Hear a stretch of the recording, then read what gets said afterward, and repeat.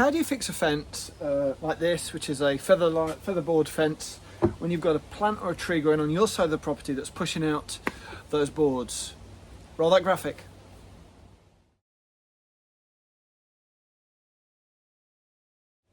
Hi, I'm Paul, this is Science That Sticks, and one of the things that I do over the summer holidays is I spend a lot of time in my garden and I do some DIY.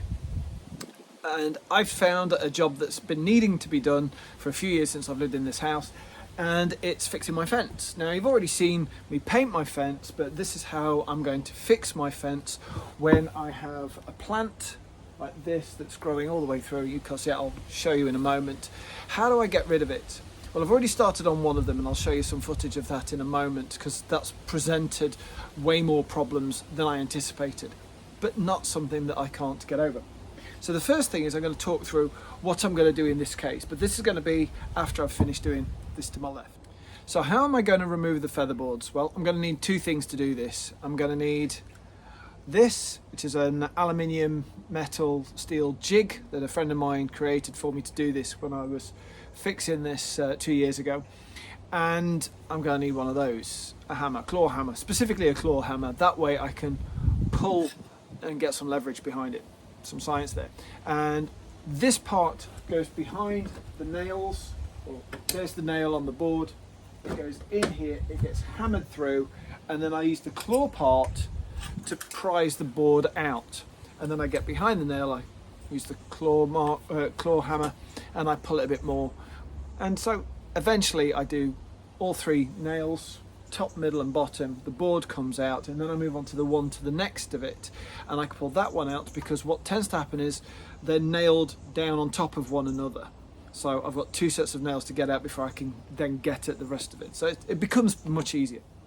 So I've already started on my left here, your right as you're looking and viewing at this. And the reason I've started this already was because this tree here is only a couple of inches across. Let's have a look at the big problem.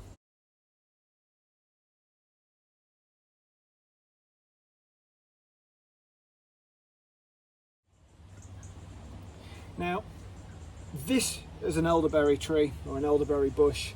It's been growing here for a very, very long time. The trunk of this at the base is massive. I've cut it to size. In doing so, this beam is okay, this beam is okay, but the top beam is not okay. It's had woodworm and it's rotted through. So I've had to remove that, and I'm going to be replacing that in a little while.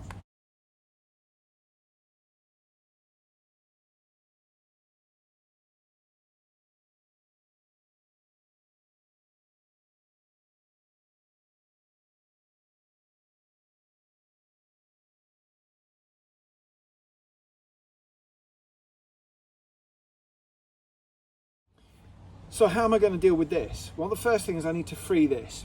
Why haven't I removed this? I've not removed this because I'm not sure I can get it back on. So as there's nothing wrong with this that I can see so far, this stays where it is, and I'm just going to use a regular saw to get through this and do it a bit at a time. It's very hard work, it's laborious at best, but I think I can get there. Once I've been able to get rid of this top part and I can cut through here, I can then shorten the stump on one side so the boards can go back over it and they won't be popped out. How do I kill the stump? Well, I'm going to use that SBK mixture, link below, and that's going to kill this, but it won't kill it immediately. It will take years for it to kill, and in about 1 or 2 years, maybe 18 months, I'll come back out here, take the boards off of this, make sure that it's been killed. I'll treat it obviously over the next month or so that it doesn't grow back, and I'll be able to pull it straight out the ground. So here's the tree stump, or the elderberry bush tree. It's massive. It's clearly been here a long, long time. It's very established. It's trimmed as far as it can go, and it's below. Okay, so after a couple of days of cutting and scraping and sawing, I've managed to reduce the tree stump as low as I possibly can do. So I'm going to show you that in just a moment. I've also managed to trim the new beam. But one of the things that's presented a problem is that the beam shape itself is sort of like this parallelogram kind of thing. But what I've needed to do is I've needed to trim a little bit of it. So let's show you what I mean. So I've got here the beam, and as you can see, as you face down the barrel of it, you can actually see that it's sort of parallelogram shaped almost, but I've had to take a chunk out of it. So I've had to measure 3 centimeters across from there to there, and then cut out this section here so that it will fit nicely against the posts. The next job is to drill a hole through it and attach it using the bolts. Welcome back. I've erected this beam. I've trimmed a bit off the edge, as I've said. I've put myself a couple of bolts that went straight through it. As you can see here, it's gone pretty much all the way through. And if you have a look on that side there's a bolt, and that's this side. The same is true on the other side as well. So I've screwed that in. That is now very, very secure. So that's okay, that's good. The tree stump, let's have a look at the tree stump. Right, well, the tree stump has now got lots of little holes in it, and this is about to get filled with the SBK engine oil and turpentine mixture, and that's going to be poured into those holes and then left, and then every couple of months or so I'll retop that, and that will kill that, and then I'll be able to pull it away with my bare hands.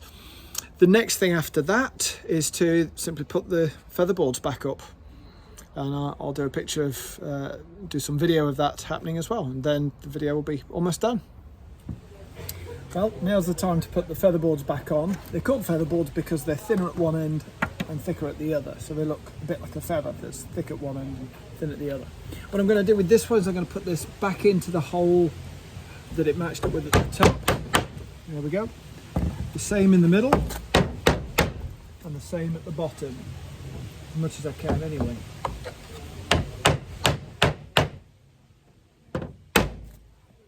Now, each one of these is going to go on top of the other. So here's the next one, and it should miss.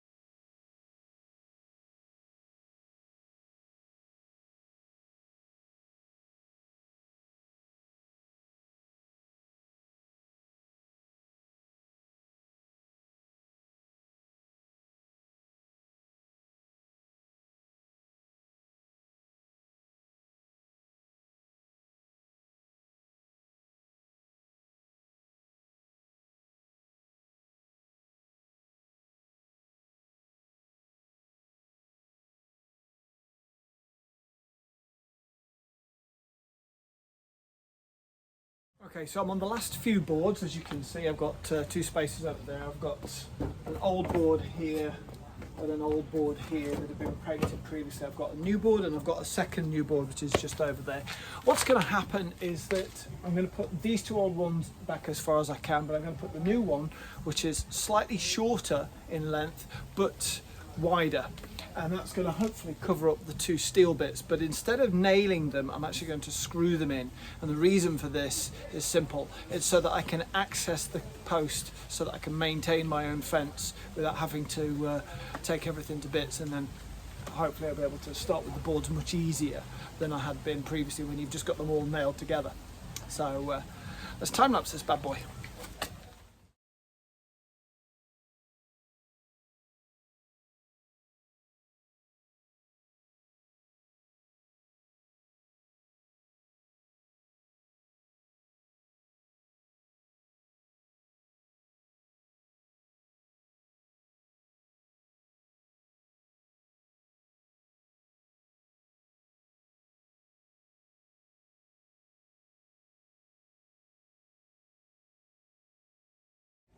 that's it, all done. It needs painting. The tree stump's nailed down there. It's not bulging out, it's not going to break. I've put screws up here. I'm going to put another screw up here in just a moment. I've forgotten about that, and it's pretty much done. And you can do that at home if you have a featherboard fence and you want to know how to fix it, or one of the boards gets rotten. It's very easy to do. You can pick them up at most garden centres, certainly wood merchants. I'm not skilled in any sort of carpentry, but I've not done a bad job. It's not perfect, but it's DIY.